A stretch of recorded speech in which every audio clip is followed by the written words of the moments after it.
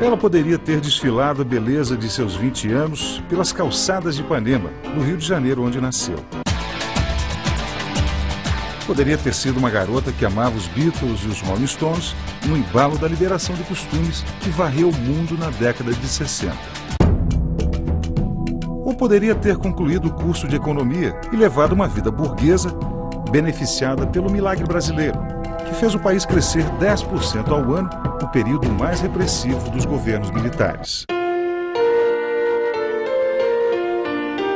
Mas Vera Silvia Magalhães amava a Revolução. E como tantos jovens de sua época, não admitia viver sob a ditadura implantada pelo golpe de 64. Nenhum deles, porém, foi tão longe. Ela pegou em armas, assaltou bancos, trocou tiros com forças de segurança e sequestrou o embaixador do país mais poderoso do mundo. Viu o companheiro tombar a seu lado quando tentavam escapar de um cerco policial. E a peruca que usava para se disfarçar nos assaltos a transformou em personagem de primeira página nos jornais populares. Era a Loura 90, que empunhava 2 revólveres calibre 45. Acabou baleada, presa, torturada e banida do país que queria libertar.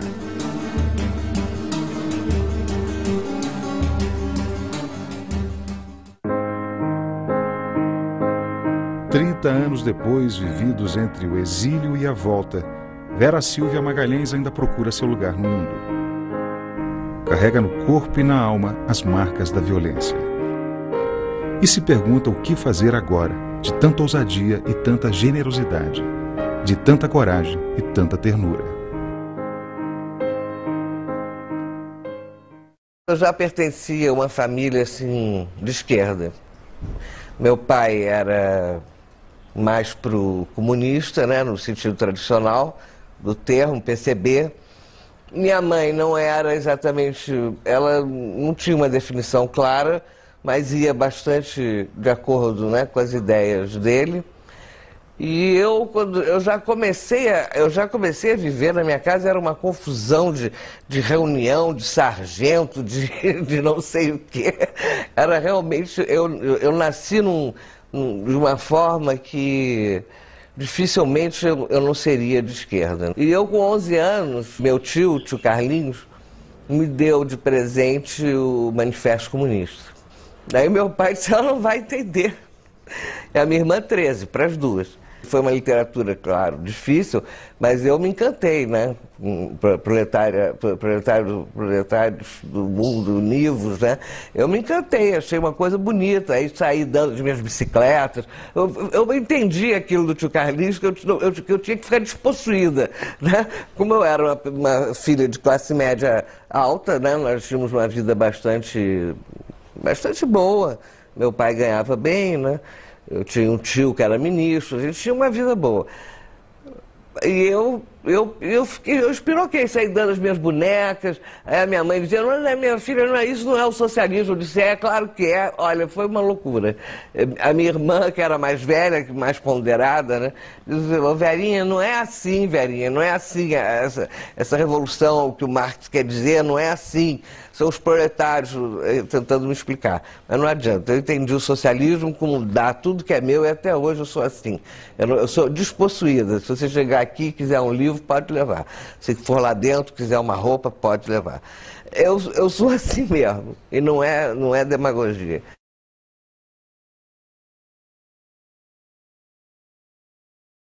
A gente fazia o que queria. Eu era do Grêmio, né? Eu era do setor cultural do Grêmio, a minha irmã do teatro.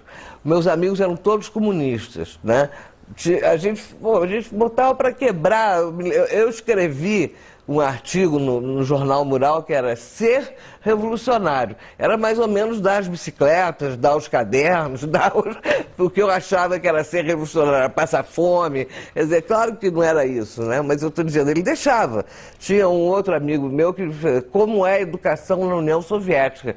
Ele pesquisou, fez um artigo. Então, realmente, o ambiente do Andros propiciou uma decolagem mesmo para a esquerda, por incrível que pareça, porque era um colégio burguês com um preço muito alto, me lembro, mas eu não deixava de ler era nota 10 do colégio, entendeu? No vestibular. A gente tinha uma visão, para ser vanguarda, a gente tinha que ser perfeito, que também é uma megalomania, né?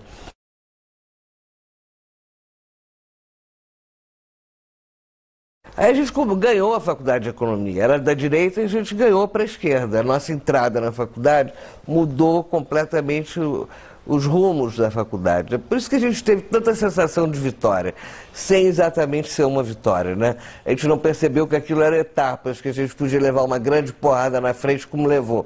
A gente tinha vitórias parciais, né? Ganhava o DCE, ganhava a economia, ganhava a filosofia, ganhava o CACO. Então, parecia que éramos realmente a marcha do Mao Tse Tung, né? Quando absolutamente não éramos. Éramos estudantes, limitados do ponto de vista social, não tínhamos integração com as classes fundamentais, que em princípio fariam uma revolução, né? Nem sempre, mas acho que estariam preparados para uma revolução. Nós éramos estudantes, né? Intelectuais, claro, como, em 68 ampliou um pouco, né? Com a morte do Edson Luiz.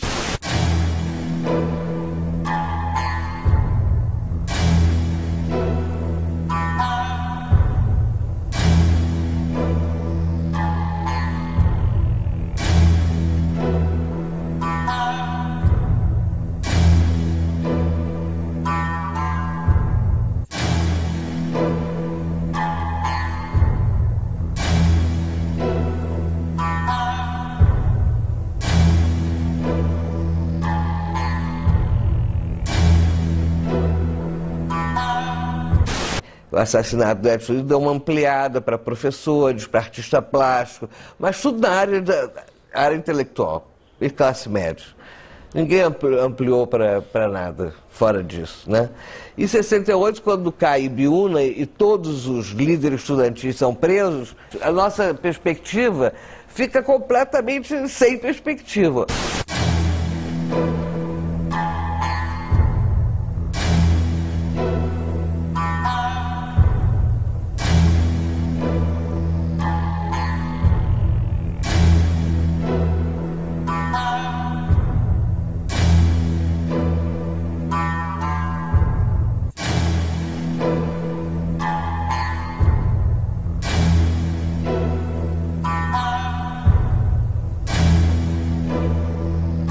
Também a gente fez a burrice de reunir toda a liderança no mesmo lugar, entendeu? É claro que a repressão ia seguir, saber onde era. Prendeu a liderança e ficou com os grandes líderes, que só saem no sequestro do embaixador americano.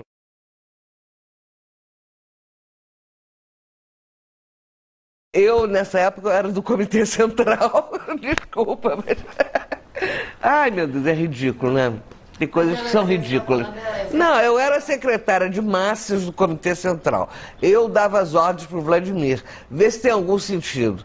Eu tinha 19 anos, entendeu? O Vladimir olhava para mim, tá bom, velho, tá bom. E ele fazia o que ele queria. Ele que estava em contato com a massa.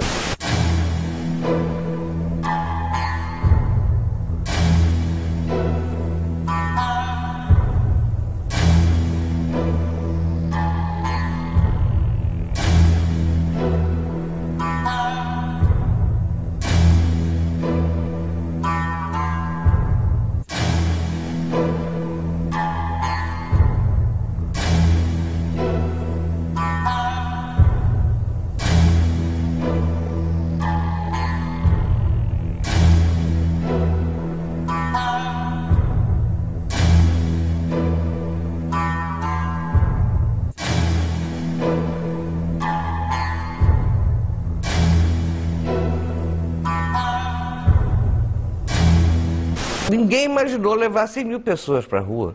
Ninguém. Aquilo foi uma apoteose, quer dizer, a gente ficou eufórico, né? E foi a única passeata pacífica. Nós já tínhamos feito milhões de passeatas do Rio, desde 64, né? Não foi uma nem duas. No Rio, São Paulo, nas grandes cidades, Nordeste, passeata atrás de passeata. Era a nossa forma de luta, era ir para a rua. Brigar dentro da faculdade, entendeu? Por bebedouro, mas ir para a rua contra a ditadura. Era essa a tática, né? A estratégia. Então a gente fazia isso continuamente, diariamente. Eu tinha vezes que eu ia todo dia para passeata, levava eu levava porrada, caímos, íamos para o hospital, era uma verdadeira guerra na rua, e eles armados, né? Se bem que eles não atiravam, eles jogavam lacrimogênio, cacetada, quando atiravam era pro alto. Mas era um terror.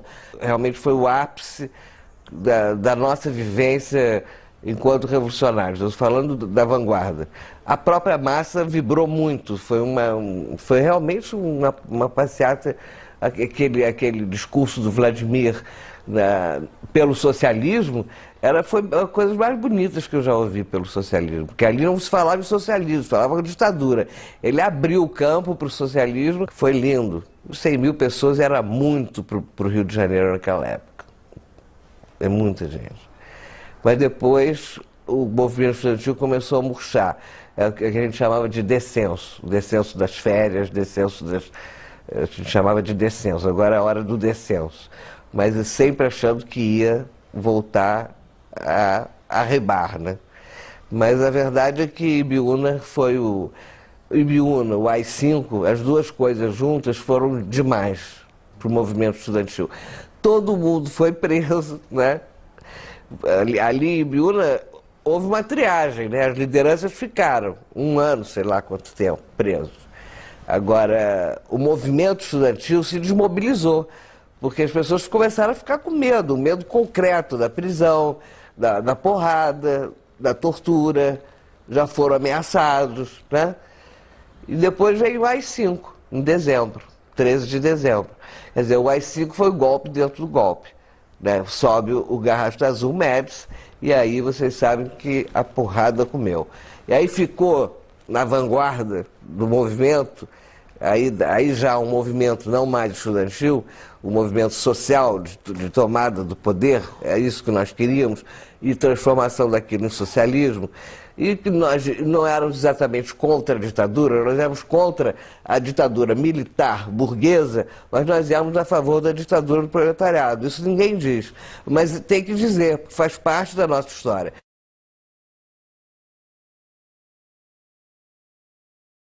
Eu só tive uma organização na vida, Dissidência Comunista da Guanabara.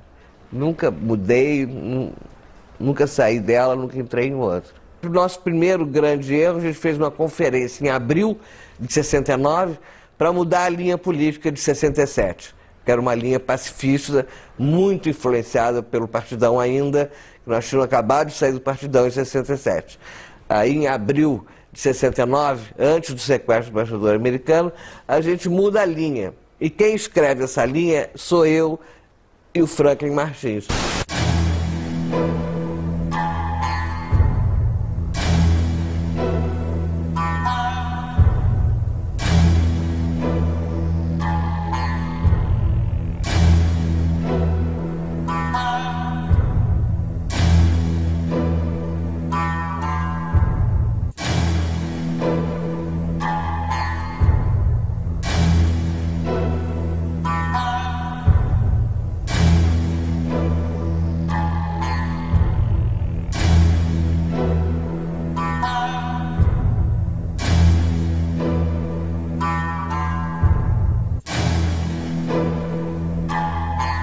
Nós éramos bem esquerdistas dentro da organização, nós éramos bem esquerdistas, bem militaristas.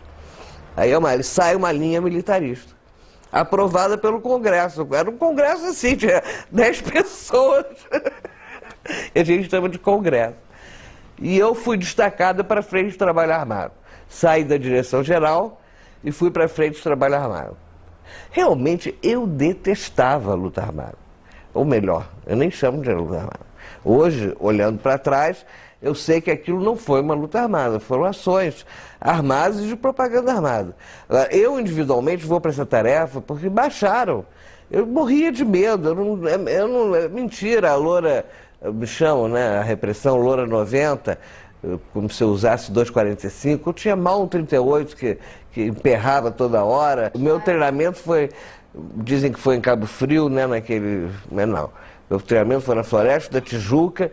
O João Lopes Salgado, que é ex-militar, treinou todo mundo. Pegou umas balas de INA, era a metralhadora que a gente usava, do Exército. A gente roubava nas guaritas aqui no Leblon, entendeu? Era assim, era um amadorismo total. E a gente, a gente ia com a Ina que engasgava, com o revólver e fazia as ações. E quando tinha tiroteio, mandava ver. Eu, sinceramente, tive medo. Tive medo da própria arma, da minha arma. Quanto mais das outras, né, que vinham contra mim. Eu, inclusive, achei que eu não tinha a menor capacidade para fazer a luta armada. E não é que eu não só me especializei, como me tornei um quadro... Eu era um quadro político, basicamente, né, que eu chamava, um quadro intelectualizado. Mas eu me tornei um quadro militar. Entendeu? É uma coisa que não dá para... Não tem um raciocínio lógico, né? Nós queríamos uma coisa muito difícil a ser alcançada, que era o socialismo. Então, todas as dificuldades teriam que ser superadas. O medo, a falta de arma, o inimigo. Não nos dávamos conta do isolamento político que nós estávamos.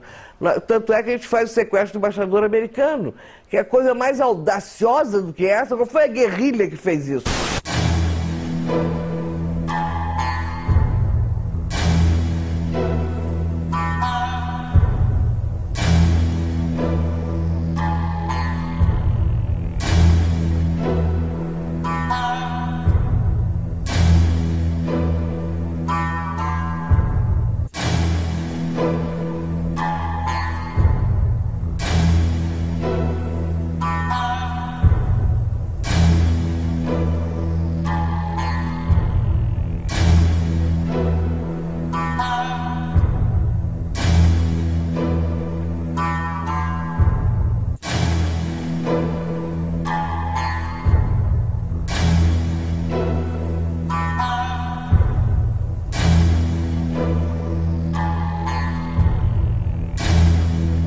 A gente já tinha fez um cofre de um deputado do MDB, podia ter pego um da Arena, né? Mas pegou um do MDB e pegou o dinheiro todo. O cara morava na Nacional Copacabana, a gente pegou dólar, ele tinha dólar que não era normal, escondido, joias e quadros, peças de arte, quadro de arte, a gente levou tudo. Então, com isso, a gente ficou com uma infraestrutura que a gente chamava de infraestrutura para uma grande ação. Aí ficamos refletindo qual seria a grande ação para tirar o Vladimir. A primeira, a gente pensou em fazer o resgate dele em São Paulo, quando ele fosse fazer o depoimento. Ele foi contra. O Vladimir era muito ponderado. Ele preferia a cadeia do que a nossa maluquice. Ele era muito ponderado, depois que ele ficou mais assim, esquerdista, mas ele era muito ponderado. Aí, quando a gente disse para ele, bom, o Franklin deu a ideia de fazer um sequestro de um embaixador americano, não é de qualquer um, para tirar o Vladimir. O resto a gente botou na lista com critérios políticos, como disse o Franklin, né? Eu dizia, não, temos que botar os quadros militares que estão sendo torturados. E o Franklin dizia, não, nós temos que botar os quadros políticos, que são os estudantes, que não estão sendo torturados, e aquele do Nordeste também entrou, o Gregório Bezerra, por critério político, era um cara representativo. O Vladimir foi ficou isso. sabendo disso? Ficou e foi contra. O que nos ocorreu era o seguinte, nós temos que fazer uma ação que rompa a censura da imprensa. Uma ação de propaganda armada que mobilize o povo, mostrar que é viável tomar em armas, desmoralizar um governo. Era o triunvirato, era 7 de setembro, que a gente escolheu a data propositalmente, foi muito bem pensado. E disse, bom, vamos pedir reforço para a LN, mas foi uma bobagem, a LN também não tinha arma, não tinha dinheiro. Vai lá um quadro nosso para São Paulo fazer um contato com Marighella.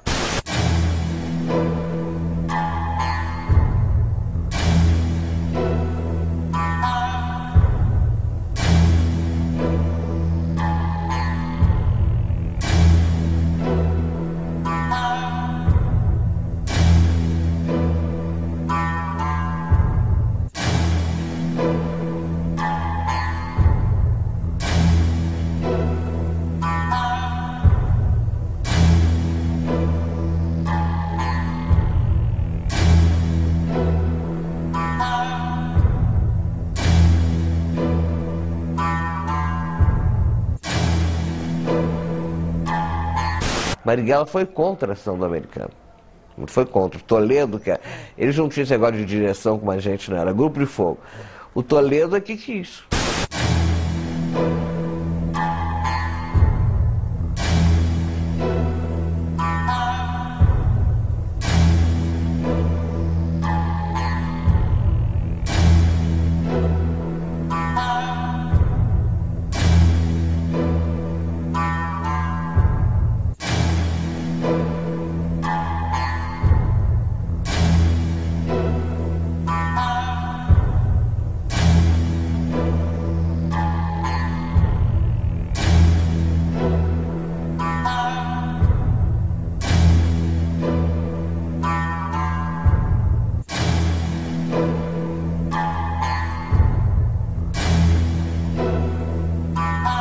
Ele é que quis a ação do americano. Porque para o Marighella, ele ia lançar a guerrilha rural nos próximos meses. E com o Jonas.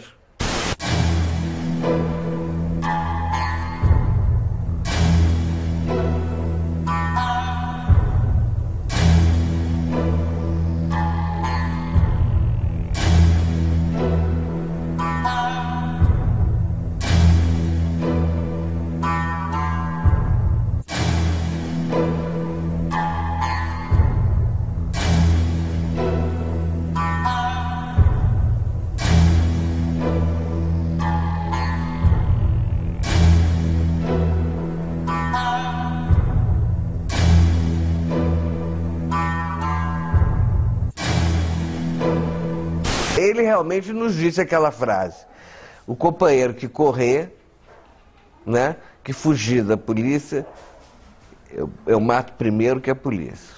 Quem disse? O Virgílio, o Jonas, o comandante. Mas era uma frase de efeito. Ele achava que nós éramos muito jovens, muito intelectuais, todo mundo falava inglês com o embaixador. Então, ele achava que nós não devíamos ser parceiros da LN, que para ele era uma organização, o Marighella, Toledo, gente importantíssima, né? Nós éramos ilustres desconhecidos. Ele queria mesmo era lançar a guerrilha rural, antes de fazê-la, né? E ele era um cara que no convívio, no cotidiano, se mostrou altamente afável, entendeu? Ele tinha medo, ele dizia, olha, na hora, aquela história do filme é errada. Se alguém fosse matar o embaixador, seria o Jonas, porque nenhum de nós queria, entendeu? Nem o Toledo.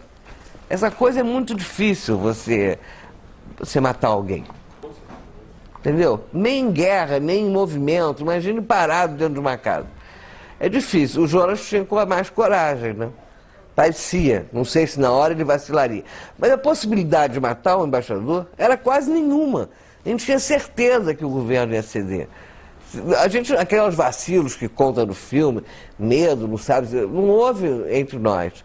A dissidência escolheu a ação porque sabia que ela era certa e segura. A gente só fazia ações com alguma inteligência, algum raciocínio. Negócio de assaltar banco e tal, a gente só fez no início, uma ou duas. Brutalidade nenhuma. A gente não pegava a população civil nunca. Sempre em horas que não tinha população civil. A dissidência era particular. A nossa ideia não era mostrar a força do militarismo, era mostrar a força das ideias. Então a gente divulgava, a gente fazia panfletagem, a gente divulgava as nossas ideias. E as armas para nos proteger.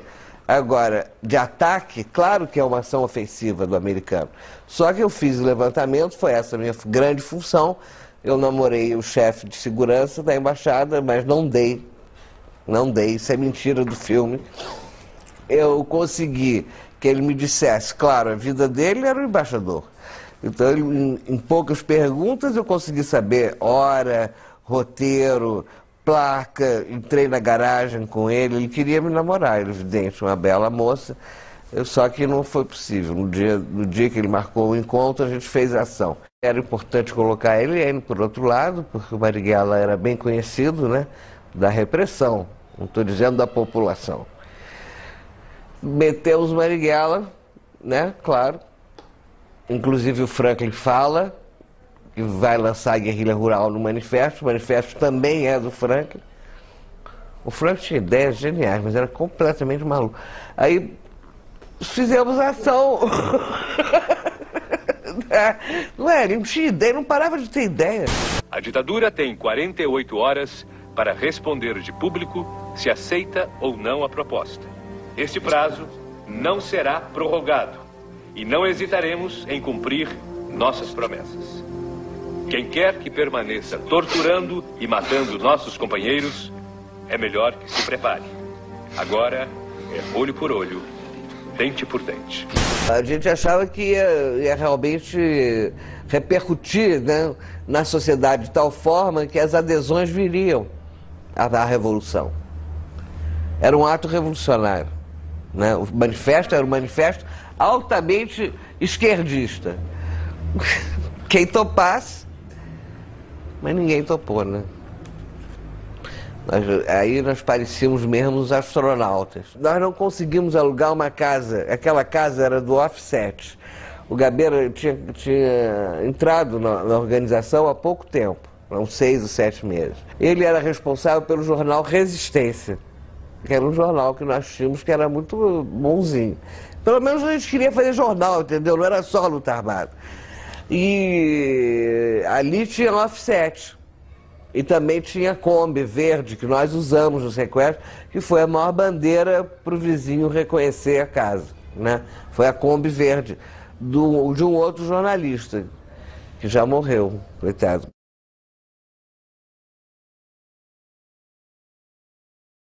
José Roberto Spigner, ele era judeu.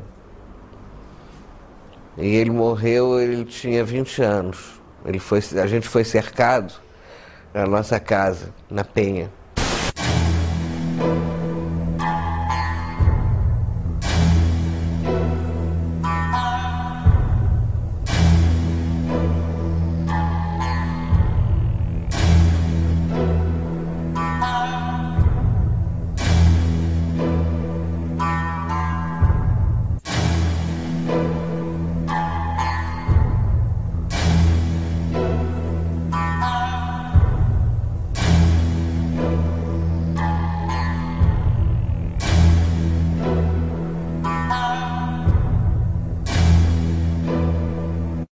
Eu já estava na geladeira, por causa do sequestro do embaixador americano.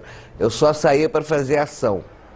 Eu fiz a ação do Félix Pacheco, quer dizer, roubei os espelhos, né, para a gente fazer a identidade falsa. Mas eu fiz pouca coisa. E eu tomava conta dos filhos da minha vizinha. E a minha vizinha andava com policial. Mas eu fui muito ingênua. Eu gostava de criança, eu não tinha nada para fazer, estava na geladeira. Até livro não tinha na casa, não tinha nada. Nossa casa era um horror, não tinha nem onde dormir, era aparelho mesmo. Aí eu acho que tinha uma cama para mim, para o Zé Roberto, uma cama de solteiro. E outra para o Zílio, eu acho, sei lá. Era muito... Não era casa aquilo, né? E ela deve ter percebido. E, bom, mas eu não percebi, fiquei tomando conta do bebê, da criança pequena. E teve um dia que eu passo na casa dela e eu vejo um cara, eu vejo a arma de um cara. Aí eu digo, pô, esse cara é policial, mas eu vou fazer o levantamento e volto. Eu tudo maluco, né? Aí saí, fui fazer um levantamento, que era uma casa de armas que a gente faria se fosse necessário. Lá na Leopoldina, lá fui eu, voltei para Penha, sozinha. Quando eu volto, o cara tá lá. E ele me pergunta, você quer uma carona? Eu disse, não. Pra quê? Não quero carona nenhuma, nem lhe conheço. Aí ele aparentemente foi embora. Mas aí a Miriam, essa mulher, chega para mim, isso aquela reunião dentro da casa, né, com toda a direção da organização. A organização pequena, né? Aí eu disse para ela, olha, Miriam, ela disse para mim, chegou uma RP para você aí, uma rádio patrulha. Para mim, Miriam? Por que para mim? Quem namora policial aqui é você. Você que traz seu marido com os policiais. Eu dou cobertura. Eu fico com seus filhos para você sair com eles. Aí eu entro e disse, ó, caiu o aparelho. Vamos embora, todo mundo embora. Aí foi o Daniel e o Cid na frente, que o Cid estava dirigindo um Fusca, a gente só usava Fusca. O Cid estava dirigindo o Fusca, mas ele, claro que, né, botou o Fusca bem longe do aparelho, uma questão de segurança. Foram a pé. E a outra ordem era eu e o Zé Roberto, e o último a sair com a metralhadora era o Zílio, né, que é esse artista plástico atual. Aí quando eu saí, eu não resisti. Eu disse para Miriam, se acontecer alguma coisa com algum de nós, eu volto aqui e te mato. Você nos denunciou. Eita. Aí ela ficou assim, não, Vera não, Ângela, né? Ângela, de jeito nenhum, não denunciei. Eu disse, ah é? Pois eu desci. Por que você estava telefonando ali da padaria? Você tem telefone em casa? Mas eu não tinha certeza. Aí eu disse, tudo bem, olha, eu pensei que quando eu estivesse com seu filho no meu colo, que era o pequenininho, você não ia fazer isso. Agora, tome seu filho, ele não tem nada com isso, eu não vou raptar, não vou matar, nada com essas crianças.